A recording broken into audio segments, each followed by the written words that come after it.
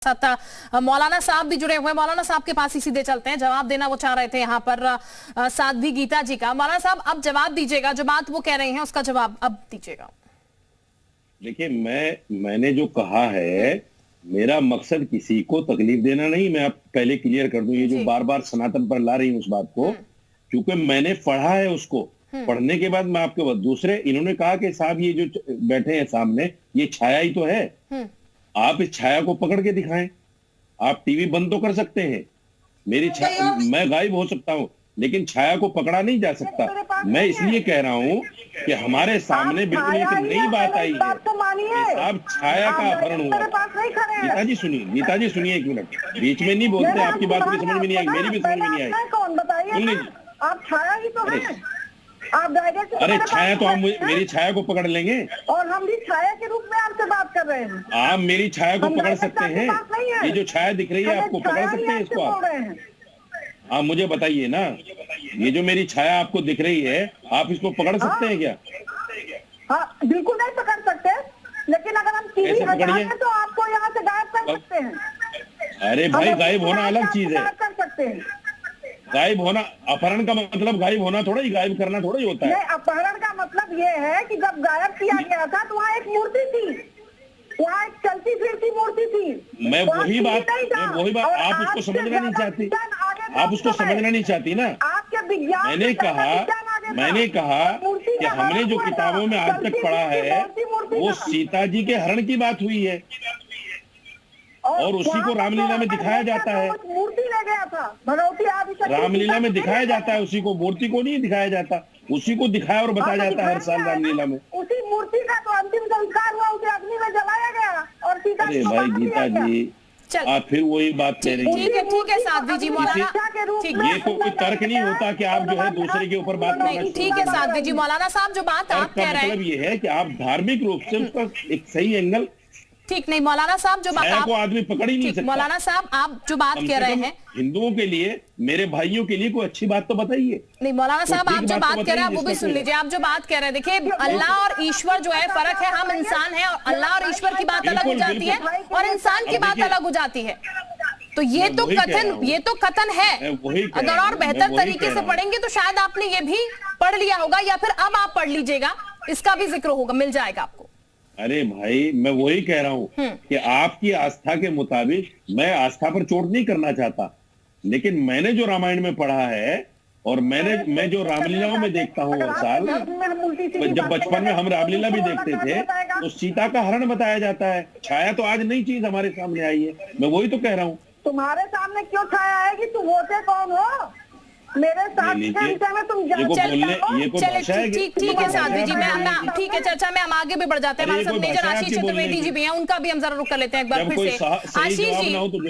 आशीष जी, इस बात से तो आप डिनाई नहीं कर रहे हैं कि इसको होना चाहिए। आपने एक स्टेप और आगे रखकर ये बात रख दी कि भगवत गीता के श्लोक अगर इंक्लूड कर दिए जाए तो और बेहतर है, इसका स्वागत किया जाना चाहिए। लेकिन सर, सवाल फिर वहीं आकर खड़ा हो जाता है कि आप ही की पार्टी से एक शख्स आता है जो बार बार सनातन का अपमान करता है, सनातन देवी देवता का अपमान करता है। भले ही आप एक एज इंडिविजुअल सपा के प्रवक्ता के तौर पर ये कह रहे हैं कि वो उनका अपना इंडिविजुअल वक्तव्य है, लेकिन इसको लेकर से समाजवादी पार्टी की तरफ से खंडन क्यों नहीं किया जाता है?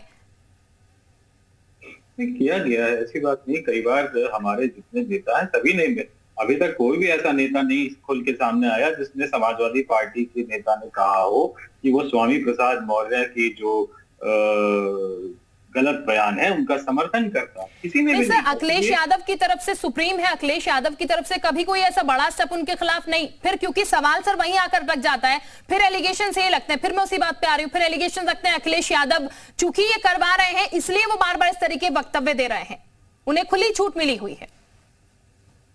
नहीं, ऐसा नहीं है। देखिए, खुली छूट तो मैं समझता हूँ शासन की तरफ से मिली हुई है, क्योंकि मैं हमेशा से कह रहा हूँ कि उनके जो बयान है वो बहुत ही गलत है, और उसके खिलाफ जो प्रशासन को, पुलिस को, सत्ता को, पार्टी को कार्रवाई करनी चाहिए। जो सत्ता में वो कार्रवाई एक से नहीं कर रही। वो ये तो कहते हैं कि सनातन का अपमान हो रहा है, सनातन पे वार हो रहा है।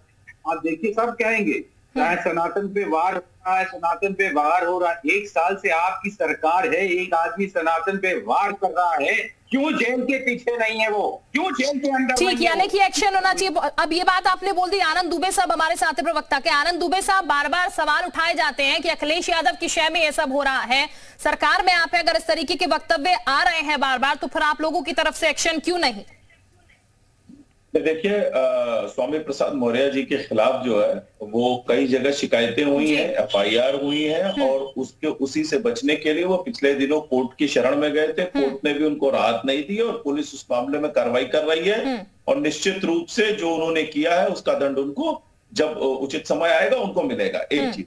दूसरी चीज ये है कि देखिए, ये मैं तो कह रहा हूं, चलिए ठीक है, मान लीजिए कि हम नहीं कर पा रहे, अखिलेश यादव जी को तो उनको पार्टी से निकालना, क्यों नहीं निकाल दे रहे हैं? और छोड़िए, अखिलेश यादव जी तो उनका लगातार प्रमोशन कर रहे हैं। जब उन्होंने रामचरितमानस के बारे में उल्टा सीधा कहा, हिंदू देवी देवताओं के बारे में उल्टा सीधा कहा, तो उनका प्रमोशन कर दिया गया, उनको MLC बना दिया गया, उनको राष्ट्रीय महामंत्री बना दिया गया। ये छोड़ दीजिए, भगवान राम मंदिर न बन पाए अयोध्या में, उसको लेकर जिस कपिल सिब्बल ने केस लड़ा और मुस्लिमों की पक्षकारी की, उन कपिल सिब्बल को राज्यसभा भी भेज दिया अखिलेश यादव जी ने। तो इनकी पार्टी का तो पूरा का पूरा चरित्र जो है वो स्पष्ट रूप से उजागर है। लेकिन मैं आता हूं, और देखिए, इनके लिए तो मैं सिर्फ इतना ही कहूंगा, रामचरितमानस में भी कहा है कि जाके प्रभु दारुण दुख देना, ताकर मति आगे हर लेना।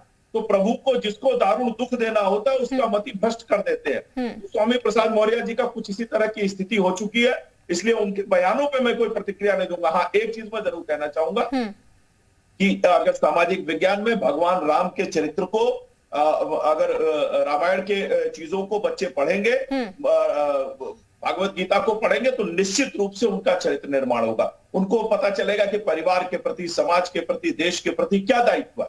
और स्वामी प्रसाद मौर्य जी को ये तो दिख गया कि ये पढ़ाया जाएगा तो क्या ये सिखाया जाएगा? अरे मैं ये बताइए, 4 भाई तो औरंगजेब भी थे, बाप को जेल में भेज दिया, भाइयों की हत्या कर दी सिर्फ राज्य के लिए।